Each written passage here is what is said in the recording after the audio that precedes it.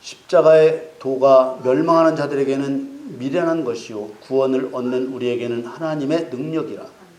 기록된 바 내가 지혜 있는 자들의 지혜를 멸하고 총명한 자들의 총명을 폐하리라 하였으니 지혜 있는 자가 어디 있느뇨 선비가 어디 있느뇨 이 세대의 변사가 어디 있느뇨 하나님께서 이 세상의 지혜를 미련케 하신 것이 아니뇨. 하나님의 지혜에 있어서는 이 세상이 자기 지혜로 하나님을 알지 못하는 거로 하나님께서 전도에 미련한 것으로 믿는 자들을 구원하시기를 기뻐하셨도다. 유대인은 표적을 구하고 헬라인은 지혜를 찾으나 우리는 십자가에 못 박힌 그리스도를 전하니 유대인에게는 거리끼는 것이요 이방인에게는 미련한 것이로되 오직 부르심을 입은 자들에게는 유대인이나 헬라인이나 그리스도는 하나님의 능력이요 하나님의 지혜니라. 하나님의 미련한 것이 사람보다 지혜 있고 하나님의 약한 것이 사람보다 강하니라. 아멘. 사랑하는 성도 여러분, 오늘 말씀의 핵심적인 구절은 18절 말씀입니다. 고린도전서 1장 18절 말씀에 십자가의 도가 멸망하는 자들에게는 미련한 것이요 구원을 얻는 우리에게는 하나님의 능력이라. 여기에 십자가의 도라는 용어가 사용되었습니다. 우리 성경에 도라고 번역한 원래의 말은 로고스입니다. 로고스는 정말 많은 의미를 가진 말이지만 성경에서 중심이 되는 뜻은 하나님의 말씀이라고 할 수 있습니다. 그러나 여기서 말하는 십자가의 도를 십자가의 말씀이라고만 하면 무엇을 의미하는지 이해가 잘 되지 않습니다. 십자가에 대한 하나님 말씀이 왜 멸망하는 자들에게는 미련한 것이고 구원을 얻는 우리에게는 하나님의 능력이 될까? 이런 질문에 스스로 명쾌한 답을 내릴 수가 없는 것입니다. 흔히 예수님께서 우리 대신 십자가에서 죽으심으로 죄값을 치러주셔서 우리가 구원을 받았으니 하나님의 능력이지 라는 생각을 갖습니다. 이 말 자체는 맞는 말이지만 예수님의 십자가란 죄인을 구원하는 그 목적 하나만 있는 것이 아니기 때문에 이것만으로는 예수님께서 십자가에서 죽으신 목적이 완전히 설명된 것이 아닙니다. 십자가의 도에서 도라고 번역한 로고스라는 말의 의미 중에는 하나의 원리라는 의미가 있습니다. 골로새서 2장에 보면 십자가에 대한 말씀이 나옵니다. 골로새서 2장 13절에서 15절 말씀에 또 너희의 범죄와 육체의 무할례로 죽었던 너희를 하나님이 그와 함께 살리시고 우리에게 모든 죄를 사하시고 우리를 거스리고 우리를 대적하는 의문에 쓴 증서를 도말하시고 제하여 버리사 십자가에 못 박으시고 정사와 권세를 벗어버려 밝히 드러내시고 십자가로 승리하셨느니라. 우리가 십자가의 도, 곧 원리에 대해 알기 위해서는 예수님께서 죽임당한 십자가가 왜 승리인 줄 알아야 하는 것입니다. 이 예수님의 십자가 계획 안에는 죽으면 사는 원리, 죽어야 사는 원리가 숨겨져 있는 것입니다. 이게 보여야 못 박혀 죽은 십자가가 왜 능력인가도 알 수 있고 패배한 것처럼 보이는 십자가가 왜 승리인가도 알 수 있는 것입니다. 이 원리를 요한복음 12장에서 십자가 죽음을 앞두고 예수님께서 비유로 말씀하셨습니다. 요한복음 12장 24절 말씀에 내가 진실로 진실로 너희에게 이르노니 한 알의 밀이 땅에 떨어져 죽지 아니하면 한 알 그대로 있고 죽으면 많은 열매를 맺느니라. 아마 이 말씀을 보시고 단박에 이해가 되셨을 것입니다. 한 알의 밀은 예수님 자신을 표현하신 것이고 많은 열매는 구원받은 성도를 말씀하신 것입니다. 이 예수님의 비유를 보면 구원 자체가 목적 같아 보이시는가요? 아니면 많은 열매를 맺는 것이 목적 같아 보이시는가요? 열매를 맺는다는 말 안에는 당연히 구원이라는 의미도 들어있습니다. 심겨진 밀에서 나는 열매는 어떤 열매인가요? 땅에 떨어져 죽은 열매와 똑같은 밀이 나는가요? 아니면 밀이 아닌 다른 열매가 맺히는가요? 밀을 심었으니 당연히 밀이 나겠지요. 그렇다면 예수님께서 십자가에서 죽으신 목적은 구원을 넘어서 예수님과 똑같은 열매를 맺기 위함이 되는 것입니다. 요한복음에 이어지는 말씀을 보실까요? 요한복음 12장 25절 26절 말씀에 자기 생명을 사랑하는 자는 잃어버릴 것이요 이 세상에서 자기 생명을 미워하는 자는 영생하도록 보존하리라. 사람이 나를 섬기려면 나를 따르라. 나 있는 곳에 나를 섬기는 자도 거기 있으리니 사람이 나를 섬기면 내 아버지께서 저를 귀히 여기시리라. 25절에 예수님께서는 구원받은 열매들인 성도에게 예수님 자신과 똑같은 역할을 감당해야 한다고 말씀하신 것입니다. 자기 생명을 사랑하는 자는 잃어버릴 것이요 이 세상에서 자기 생명을 미워하는 자는 영생하도록 보존하리라. 그렇게 말씀하시고서 사람이 나를 섬기려면 나를 따르라고 하셨습니다. 나를 따르라는 말씀부터 생각해 보면 지금 우리들 눈에 안 보이는 예수님을 육체로 따르라는 말씀이 아니고 예수님의 뜻을 따르라는 말씀입니다. 우리는 지금 십자가의 도, 십자가의 원리에 대해 말씀을 나누고 있습니다. 예수님께서 십자가에서 죽으신 것은 죄인의 죄값을 대신해 죽으신 것에 그치지 않고 예수님과 똑같은 많은 열매, 곧 예수님이 하신 일의 뜻대로 행할 수 있는 많은 성도를 세우시기 위한 것이었습니다. 또 성도를 세우는 그 자체로 끝나는 것이 아니라 예수님을 섬기기 위해서 따르라고 하셨습니다. 예수님을 섬기기 위해 따르는 것은 예수님의 뜻을 따른다는 말이라고 말씀을 드렸습니다. 그렇다면 십자가의 도, 십자가의 원리는 죄사함의 구원으로 많은 성도를 세워 예수님의 뜻을 행하는 것이라고 할 수 있습니다. 그러므로 예수님께서 십자가에서 죽으심을 통해 최종적으로 이루려고 하신 것은 예수님의 뜻을 행할 자를 세우시는 것입니다. 그래서 십자가의 도가 구원 자체에만 있는 것처럼 말하면 안 되는 것입니다. 예수님께서는 잡히시기 직전에 제자들에게 여러 가지를 가르치시며 당부하시며 십자가에서 죽으실 시간이 가까워질 때 자신이 세상을 이기셨다고 말씀하셨습니다. 요한복음 16장 33절 말씀에 이것을 너희에게 이름은 너희로 내 안에서 평안을 누리게 하려 함이라. 세상에서는 너희가 환난을 당하나 담대하라 내가 세상을 이겼노라 하시니라. 아멘. 십자가에서 죽으시기 직전에 예수님의 입을 통해 이겼다는 말씀이 선포됩니다. 무엇을 이기셨다고 하셨습니까? 세상을 이기셨다고 하셨습니다. 세상을 이기셨다는 말씀은 세상 임금 사단을 이기셨다는 말씀입니다. 그래서 예수님을 따르는 너희가 환난을 당한다고 하셨고 필연코 환난을 당하게 되지만 무서워하지 말고 용기를 가지라고 하신 것입니다. 그런데 요한 1서에 보면 누가 어떤 성도가 세상을 이기는가를 말씀하고 있습니다. 요한 1서 5장 4절에서 8절 말씀에 대저 하나님께로서 난 자마다 세상을 이기느니라. 세상을 이긴 이김은 이것이니 우리의 믿음이니라. 예수께서 하나님의 아들이심을 믿는 자가 아니면 세상을 이기는 자가 누구뇨? 이는 물과 피로 임하신 자니 곧 예수 그리스도시라. 물로만 아니요 물과 피로 임하셨고 증거하는 이는 성령이시니 성령은 진리니라.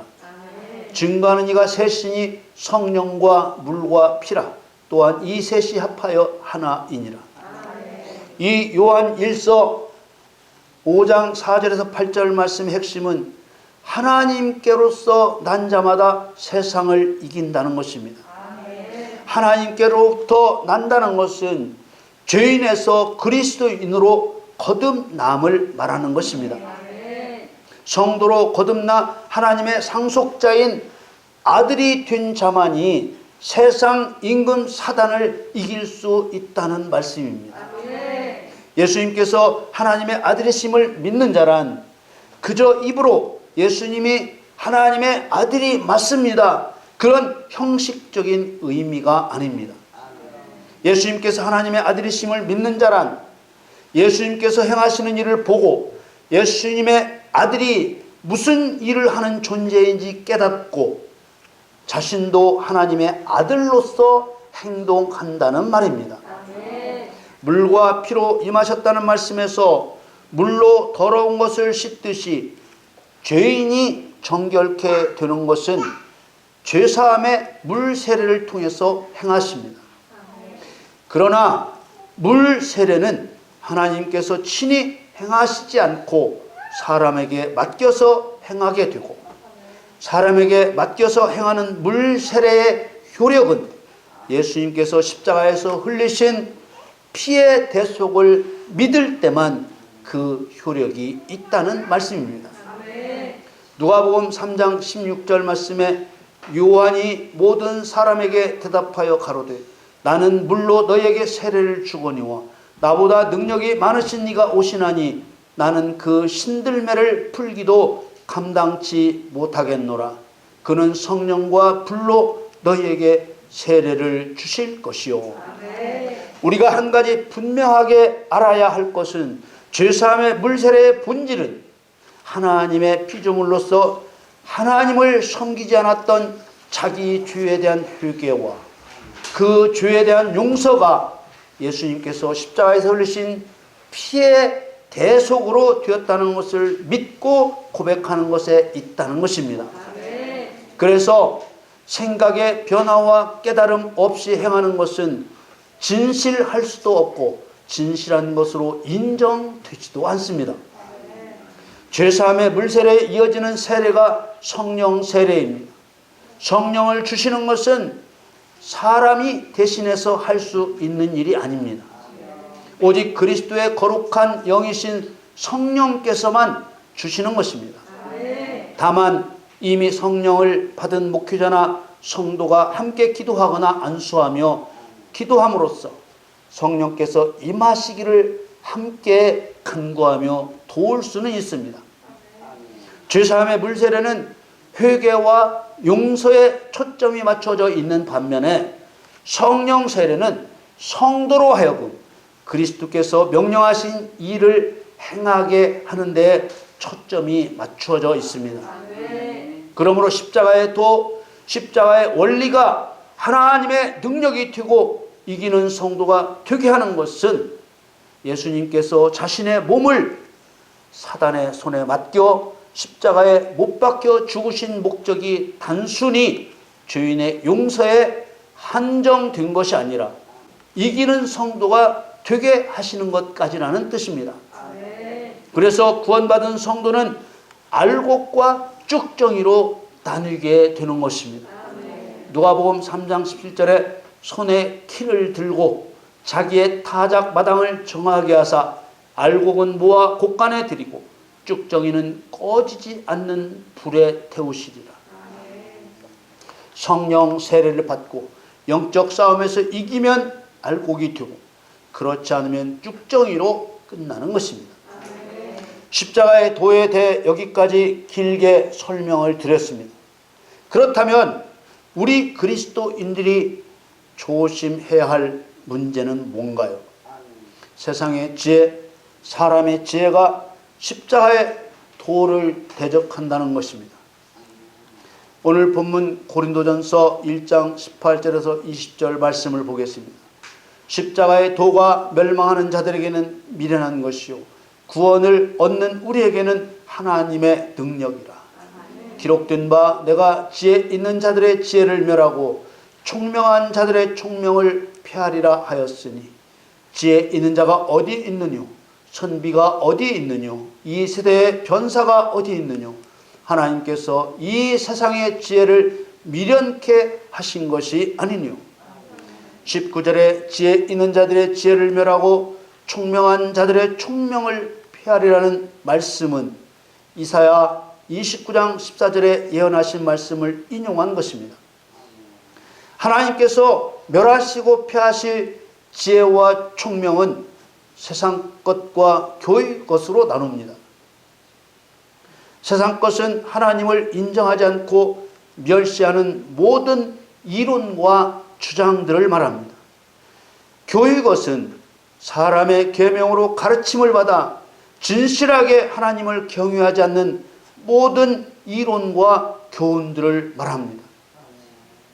이런 인간적이고 세상적인 지혜와 총명은 십자가의 도를 대적하여 미련한 것으로 여기게 만든다는 것입니다. 앞에서 말씀드린 것처럼 십자가의 도를 미련한 것으로 만들면 십자가의 원리로 죄사함의 구원을 받는 것인 줄만 알게 하여 이기는 자가 되지 못하게 하고 마는 것입니다. 십자가의 도, 십자가의 원리로 어디까지 나가야 된다고 말씀드렸습니까? 성령 세례를 받고 그리스도께서 명령하신 일을 행하여 사단을 이기는 데까지 나가야 된다고 말씀드렸습니다. 그런데 여러분들도 아시는 것처럼 십자가의 목적이 구원에만 있는 것처럼 알게 하여 성도들을 쭉정이가 되게 하는 일이 교회 안에서 계속하여 벌어져 온 것입니다. 고린도전서 1장 21절 말씀에 하나님의 지혜에 있어서는 이 세상이 자기 지혜로 하나님을 알지 못하는 거로 하나님께서 전도에 미련한 것으로 믿는 자들을 구원하시기를 기뻐하셨도다. 여기서 말하는 전도는 캐리그마라는 말을 사용했습니다. 이 캐리그마라는 말은 선포하고 고지한다는 말입니다. 그러므로 전도한다는 말은 어떤 방법으로 하든지 하나님께서 불러오라고 하셨다는 것을 선포하고 알린 것에 있다는 말입니다. 또 전도에 미련한 것이라 했는데 이것은 전도, 곧 하나님께서 불러오라고 하신 것이 미련하다는 뜻이 아닙니다. 십자가의 도를 대적하는 지혜와 총명이 하나님이 부르시는 선포와 고지를 어리석은 일로 생각한다는 뜻입니다. 예를 들어 회개하라 천국이 가까웠느니라 이렇게 복음을 전파했을 때 세상의 이론과 주장으로 이 복음을 어리석은 것이라고 여긴다는 뜻입니다. 오늘 본문 고린도전서 1장 22절에서 24절 말씀에 유대인은 표적을 구하고 헬라인은 지혜를 찾으나 우리는 십자가에 못 박힌 그리스도를 전하니 유대인에게는 거리끼는 것이요 이방인에게는 미련한 것이로되 오직 부르심을 입은 자들에게는 유대인이나 헬라인이나 그리스도는 하나님의 능력이요 하나님의 지혜니라. 23절에 유대인은 표적을 구하고 헬라인은 지혜를 찾으나 라고 했습니다. 이 말은 하나님께서 부르셨다고 고지하면 하나님을 좀 안다는 유대인들은 하나님이 부르셨다는 표시를 보여달라고 하고 이방인인 헬라인들은 지혜를 찾는다고 했습니다. 지혜를 찾는다는 말은 사람의 이성으로 이해할 수 있도록 이해가 되도록 설명을 요구한다는 뜻입니다. 그러나 하나님이 부르셨다는 표시를 보여달라고 해도 또 사람의 이성으로 이해할 수 있게 해달라고 해도 오직 십자가에 못 박히신 그리스도만을 전한다고 했습니다. 여기서 전한다는 말도 전도라는 말과 같이 하나님이 부르셨다는 선포와 고지로만 하시겠다는 의미입니다. 십자가에 못 박힌 그리스도를 전한다는 말은 너희들을 죄에서 구원하시기 위해 하나님으로부터 보내심을 받은 예수님께서 십자가에 못 박혀 죽으신 것만을 전하겠다는 뜻입니다. 우리는 사람의 지혜와 말로 하나님의 부르심을 전하려고 하지만 하나님이 원하시는 것은 오직 십자가에 못 박힌 그리스도를 전하는 것이라는 말입니다. 그 이유는 부르심을 입은 자가 구별되는 기준이 되기 때문입니다. 우리가 죄인의 구원을 위해서 하나님께서 원하시는 대로 십자가에 못 박힌 그리스도를 전하며 하나님의 부르심을 선포하고 고지하지 않고 사람의 지혜와 총명으로 하나님의 부르심을 이해시키려 하는 것은 십자가의 도를 대적하는 일이 된다는 것입니다. 십자가에 못 박힌 그리스도를 전했을 때 유대인에게는 거리끼는 것이요 이방인에게는 미련한 것이라고 했습니다. 이들은 부르심을 입은 자들과 반대되는 자들로 끝까지 부르심에 순종하지 않을 자들을 의미합니다. 그럼 부르심을 입은 자들이란 부르심에 순종할 자들을 의미합니다. 이 부르심을 입은 자들이란 하나님께서 임의대로 찍은 사람들이란 뜻이 아닙니다. 하나님께서는 시간에 매이지 않고 사람의 일생을 통째로 보시는 영원하신 분이시기 때문에 그 사람의 처음부터 부르심에 순종할 자인지 불순종할 자인지를 아시는 것입니다. 하나님께서는 처음부터 그것을 당연히 아시는 전지하신 분이시기 때문에 부르심에 순종할 자만을 선택하시고 그 부르심에는 실패가 없으며 그를 부르심을 입은 자라고 부르고 있는 것입니다. 다시 말해서 유대인이나 헬라인은 한 사람도 빠짐없이 하나님의 부르심에 불순종할 것이라는 뜻이 아니라 하나님께서 부르셨을 때 순종하게 될 부르심을 입은 자와 반대되는 의미로 사용한 말입니다. 표적을 구하는 유대인이나 지혜를 구하는 헬라인은 부르심을 입은 자와 반대되는 사람들로서 하나님의 부르심의 끝까지 불순종할 자라는 의미로 사용한 말입니다. 24절에 말씀하시죠.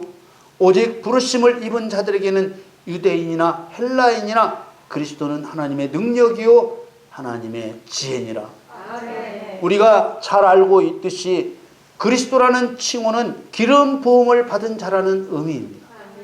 어떤 직책에 임명되었다는 말입니다. 예수님께서는 제사장과 선지자와 왕의 삼중직으로 임명되어 오신 분입니다. 기름 부음 받은 성도를 그리스도와 같은 사람이라는 의미로 크리스천이라고 부릅니다. 유대인이든 헬라인이든 오직 부르심을 입은 성도로 임명되어 그리스도의 일을 행할 때만 하나님의 능력과 지혜가 작동되는 것입니다. 그러므로 인간적인 지혜와 총명으로 십자가의 목적을 이루려고 해서는 안 됩니다. 또 십자가에서 못 박혀 죽으시는 십자가의 도로서 이기는 자가 되게 하시는 하나님의 뜻을 저버리고 사람의 인간적인 목적을 이루려고 해서도 안 되는 것입니다. 사랑하는 성도 여러분, 십자가의 도는 한 알에 미리 땅에 떨어져 죽어 많은 열매를 맺은 것 같은 것입니다. 그 열매인 그리스도인들은 하나님의 능력과 하나님의 지혜가 되어 진리의 성령의 권능과 가르침과 도움을 받아 그리스도의 복사판처럼 살아야 하는 존재입니다. 만일 십자가의 도를 인간의 지혜와 총명으로 판단하면 십자가의 도를 대적하는 것입니다. 우리 모두 예수님께서 십자가에서 피 흘려 죽으신 목적이 죄사함의 구원과 성령 세례를 받고 세상 임금을 이기는 자가 되게 하셔서 하나님의 영광과 명성을 드러내게 하심에 있음을 깨닫고 그대로 행하시기를 예수님의 이름으로 축원합니다.